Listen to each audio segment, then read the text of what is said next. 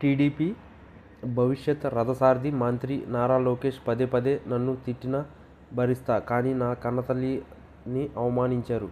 అలాంటి వారిని ఊరికే వదిలేస్తామా అని ప్రశ్నిస్తున్నారు. అమ్మ పిలుపుకు మించిన మాధుర్యం ఉండదు. అందుకే మన వేదభూమిలో దేవుళ్ళ కంటే తల్లికి మొదటి స్థానం కల్పించారు.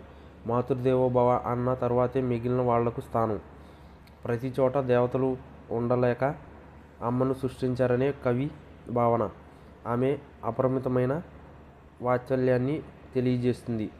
గన్నవరం మాజీ ఎమ్మెల్యే వల్లభనేని వంశీ నాడు భువనేశ్వరిపై అవాకులు చవాకులు పేల్చారు. లోకేష్ ఐటీడీపీ ద్వారా తన భార్య బిడ్డలపై దుష్ప్రచారం చేయించాడని తట్టుకోలేకే తాను కూడా మాట్లాడాల్సి వచ్చిందని వివరణ ఇచ్చారు. భువనేశ్వరిపై నోరు జారినందుకు క్షమాపణ కోరుతున్నాను. ఇప్పుడు వంశీపై వరుస కేసుల వెనుక లోకేష్ రెడ్ బుక్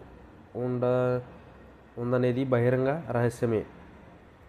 మచిలీపట్నం పర్యటనలో లోకేష్ మరోసారి తన తల్లిని అవమానించిన వాళ్లకు ఊరికే వదిలేస్తామా అని ప్రశ్నించారు. చట్టపరంగా వారి పాపాలు చిట్టా బయట పెట్టి చర్యలు తీసుకుంటున్నట్లు చెప్పడం ద్వారా వ్యక్తిగత కక్షతోనే వంశీని జైలు నుంచి బయటికి రాకుండా చేశామని పరోక్షంగా చెప్పినట్లయిందనే చర్చకు తెరలేపింది.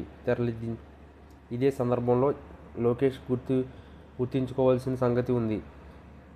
మాజీ ముఖ్యమంత్రి వైఎస్ జగన్ తల్లి విజయమ్మ, భార్య భారతిపై హోంమంత్రి వంగలపూడి అనిత చేసిన అనుచిత వ్యాఖ్యలు సోషల్ మీడియాలో వైరల్ అవుతున్నాయి. విజయమ్మ, భారతమ్మ అని పిలిచేవాళ్లు తండ్రులకు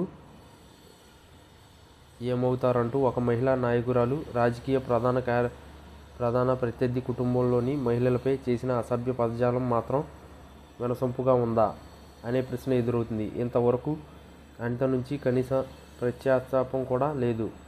జగన్ తల్లిని, భార్యను ఏమైనా తిట్టొచ్చని లోకేష్, టీడీపీ నాయకులు భావిస్తున్నారా అనే ప్రశ్న ఉదయిస్తుంది.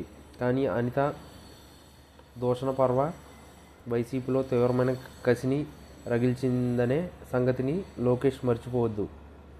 తన తల్లిని దూషిస్తే ఊరికే వదిలేస్తామా అని లోకేష్ పదే పదే మాట్లాడుతున్నారు. కానీ ప్రత్యర్థులు మాట్లాడంటే వాళ్ళు రక్తం మరిగిపోలేదని కాదు, సమయం కోసం ఎదురు చూస్తున్నారు. వాళ్ళకంటూ ఒక సమయం వచ్చినప్పుడు అందరి సరదాలు తీరుస్తానడంలో ఎట్లాంటి సందేహం లేదని వైసీపీ నేతలు అంటున్నారు.